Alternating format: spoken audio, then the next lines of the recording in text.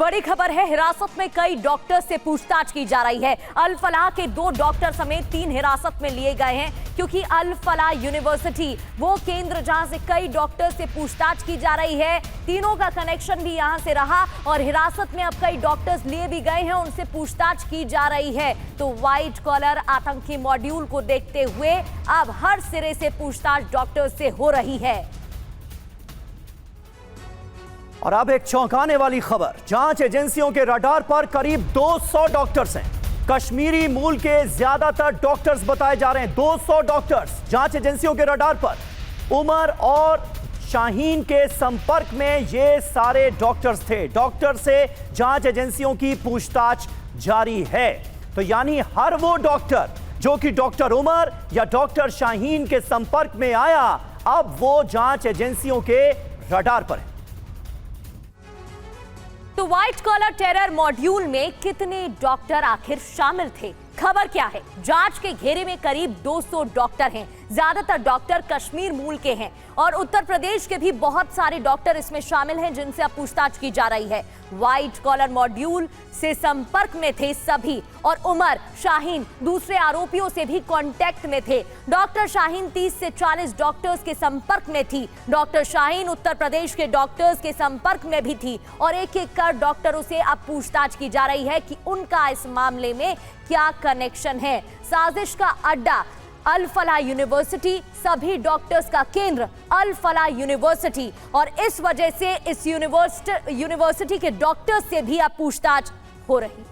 जी और हमारे साथ शारदा प्रसाद जी मौजूद हैं। शारदा जी, पुलिस की इन्वेस्टिगेशन आगे बढ़ रही है। जांच एजेंसियों के घेरे में न सिर्फ ये यूनिवर्सिटी है, बल्कि इस यूनिवर्सिटी में काम करने वाले वो तमाम डॉक्टर्स भी हैं जो किसी न किसी तरह से उमर और शाहीन के संपर्क में थे, मुजम्मिल के संपर्क में थे। इसके अलावा भी ये लिस्ट और लंबी बताई जा रही है। करीब 200 डॉक्टर इस वक्त जांच के घेरे में हैं। आपके हिसाब से ये कितना बड़ा डेवलपमेंट है और कितना खतरनाक ट्रेंड है, जिसमें व्हाइट कॉलर जॉब करने वाले लोग आतंक फैलाने का काम किस तरह से कर रहे थे, संगठनों से कैसे जुड़े हुए थे, आतंकी संगठनों से, ये पता चल रहा है। जी, ये बहुत ही अविश्वसनीय है, लेकिन जैसे जैसे राज की परतें खुल रही हैं, वैसे वैसे हमको इस पर विश्वास करना पड़ता है कि इतने अच्छे प्रोफेशन में जिन्होंने ज्वाइन किया, जिन्होंने हमारे मेडिकल कॉलेजेस में शिक्षा ली, उनको कोई रोज़गार की कमी नहीं थी, इलिटरेट नहीं थे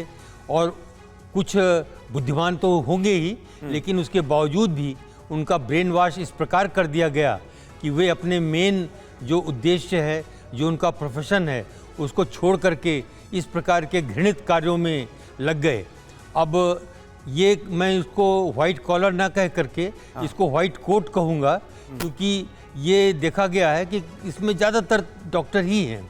और कुछ एक दो दूसरे। अच्छा शारदा जी, इसमें ये भेद कर पाना इस वक्त जांच एजेंसियों के लिए, इन्वेस्टिगेशन एजेंसीज के लिए कितना मुश्किल रहता होगा, कितनी बड़ी चुनौती रहती होगी कि हो सकता है बहुत सारे ऐसे लोग होंगे जो कि इस आतंकी नेटवर्क से जुड़े हुए होंगे और जो मुजम्मिल, शाहीन और उमर के संपर्क में होंगे, लेकिन बहुत सारे ऐसे लोग भी होंगे जो उनसे संपर्क में होंगे जिनका इससे कोई वास्ता नहीं होगा। तो किस तरह से जांच आगे बढ़ाई जाती है, क्या चुनौतियां रहती हैं, थोड़ा उनके बारे में अगर आप बताएं। पहले तो सबसे इम्पोर्टेंट पॉइंट ये है कि कोई भी जांच एजेंसी जो लगी हुई है, वो बहुत ज़्यादा डिस्क्लोज नहीं कर सकती है।